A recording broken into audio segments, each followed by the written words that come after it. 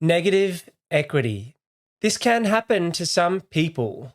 Now, in this video, we're going to be breaking down what actually is negative equity and what are your choices if you're looking at a negative equity situation to dig yourself out of that hole. Now, negative equity occurs when the outstanding mortgage is greater than the current market value for a property. It can be a very challenging situation, but there are options available to homeowners and investors in these circumstances. So let's break down some of the options, and I'm going to share on screen a hypothetical scenario looking at $1 million property and talking you through what I would do in these situations. So I guess the first and most obvious answer is to pay down some of the debt to try and pull yourself out of a negative equity situation. Now, there is a difference between negative equity and less equity in a property portfolio. For example, if your property has just come back in price a little bit, that doesn't necessarily mean you're in a negative equity position. So that first option is to start paying down the debt. Now, this situation is not ideal, but you could pay down the debt to reduce the debt levels to a position where it equals the market value.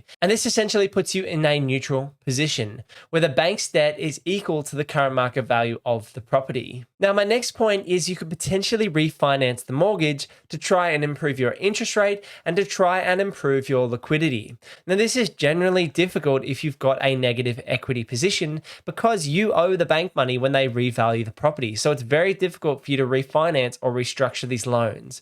But if you have a very high serviceability and you've got excess cash, then you might be able to refinance, go to another broker, go to another bank and refinance the mortgage to put yourself in a better position and potentially make it easier and cheaper to pay off that mortgage over a 20 or 30-year term. Now, an option when you're in a tough position is you can sell the property, but this could work against you because there are expenses to get into property and expenses to get out of a property. You're looking at marketing fees, agent fees, rates, taxes, and the list goes on. So you need to be wary when selling a property what position that might put you in. But for some people, exiting out of this deal and starting again could be the right choice for you. Now, in this situation, you might have to give the bank more money than the property is sold for. If you sold the property for $550K and your debt to the bank was $600K, you might have to top up the cash and give the bank an extra $50,000 because you're in a negative equity position. Now, generally my rule is rarely ever sell, not never sell, because there are some circumstances when selling makes sense.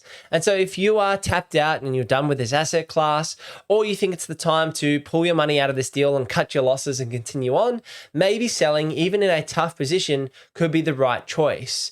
Now, on the flip side, you might want to hold that property. Like we said in points 1 and 2, you either want to continue paying down the debt and negotiate with your lender or your broker to get a better deal on the refinance.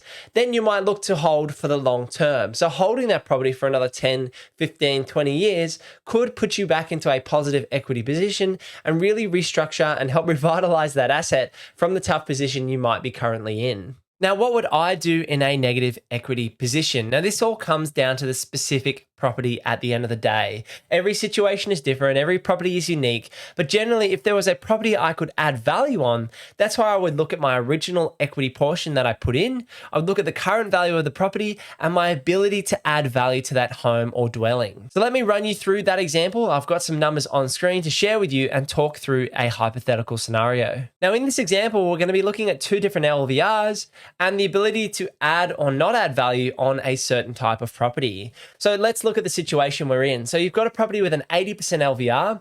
We bought the property for $1 million, putting in $200,000 of equity or cash and $800,000 in a mortgage. Now, there's a different situation where you've got a 90% LVR with $100,000 of equity in this deal and a $900,000 mortgage.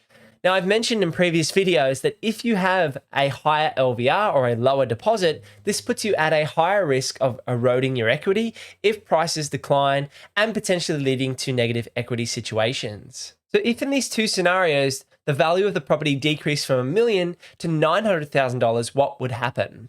So in scenario 1, you'd lose $100,000 equity.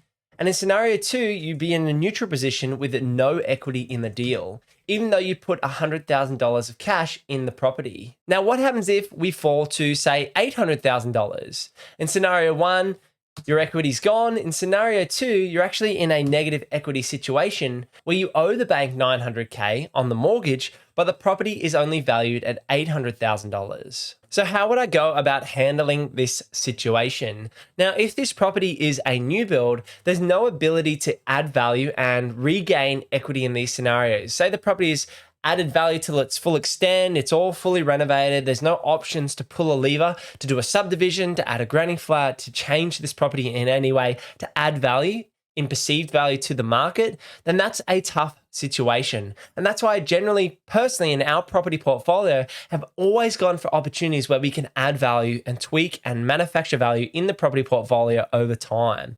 You want to have these options at your disposal. So in tough situations, you can add value, or as your property portfolio is progressing and tracking well, you can continue to refine your property portfolio, add more cash flow, create more equity by pulling these levers. So let's say we could pull a lever by adding value, say spending $50,000 on a renovation and doubling our money, increasing the value back from $800K to $900,000.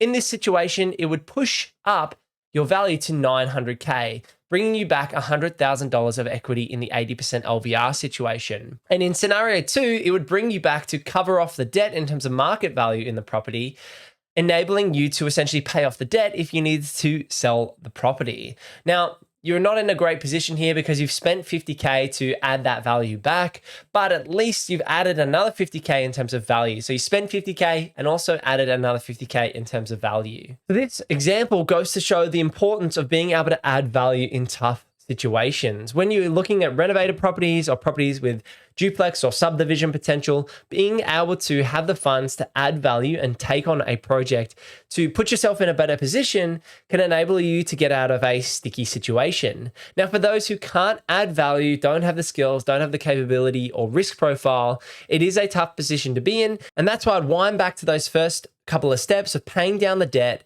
renegotiating with your lenders, and potentially looking at selling the property in a worst case scenario. It's important to know that negative equity situations don't generally get turned around overnight.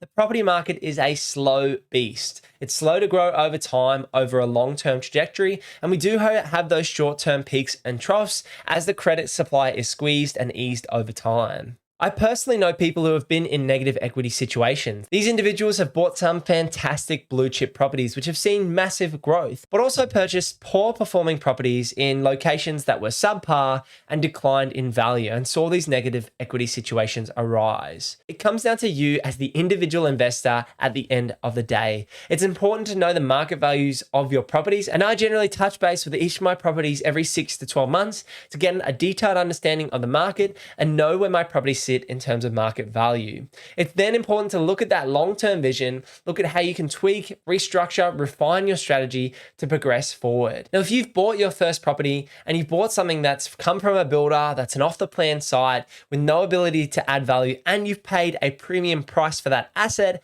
and you've seen the market come back a little bit, you might have seen some of your equity erode. And if you put down a 5 or 10% deposit, you may well be in a negative equity situation. If you put down a larger deposit, your equity will have eroded, but not necessarily put you in a negative equity scenario. For those individuals, it's important to remember that property is a long-term game. And if you bought this as your own house, then you have to weigh up that this is your own property and you've bought it for personal and lifestyle reasons. If this style of property that you've bought and it's gone backwards is an investment, you need to really evaluate that investment, look at the cash flow, look at the short and long-term capital growth potential, and weigh up your next steps in terms of tweaking and refining your property portfolio. For Emily and I, we've been building our asset base slowly over time, but we've also been aggressive in adding value and having levers to pull to ensure that we're creating more equity in our portfolio as we progress. As an example, if you've seen on the YouTube channel, Emily and I bought a $1.4 million unit block in Coffs Harbour in the last 12 to 18 months. Now, that dwelling specifically, the rents were under market value, and we know the property has value add potential. We could turn those units into furnished Airbnbs down the track. We could renovate them and increase the rent significantly.